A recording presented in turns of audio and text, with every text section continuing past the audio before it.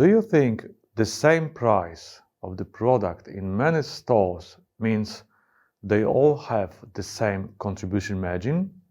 In this video, you will learn what is the definition of the contribution margin, what is the difference between the contribution margin presented as aggregated data, per unit data, and as a ratio, whether different stores have the same contribution margin.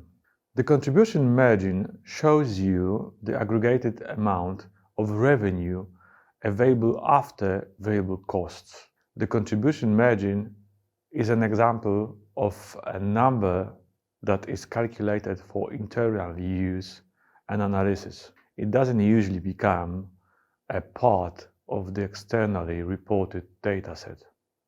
The contribution margin can be presented in three different ways: as aggregated data, per unit data, and as a ratio. Let me show you an example. I will present three situations. They will differ only by the size of sales. Situation number one. Suppose we sell 1000 units of something, like souvenirs. The price of one unit is $1, and its unit cost is 40 cents. Our sales will be $1000, variable cost $400, and the contribution margin will be the difference between sales and variable costs. In this case, the contribution margin is $600. See how easy it is to calculate it? Now let's assume our fixed costs are $600. We can compare the calculated contribution margin to the fixed costs now. In this case, they are exactly the same. We can therefore say that the contribution margin fully covers the fixed costs.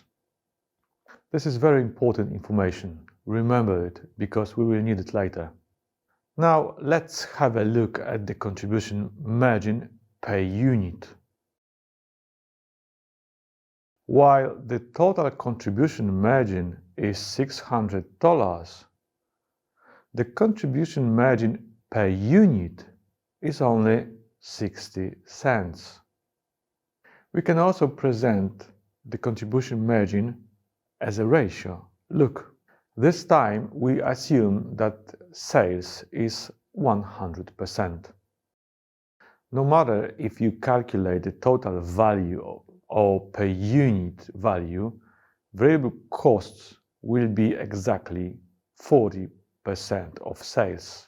This time, the contribution margin presented as a ratio will be 60%. Now that you know what the contribution margin presented in three different ways looks like, let's move to situation number two. Situation number two. This time, only the number of units sold will change. We will sell twice as many units. The price of one unit and its unit cost stay the same. As you can see, the value of the contribution margin shown as a per unit value and the ratio has not changed at all.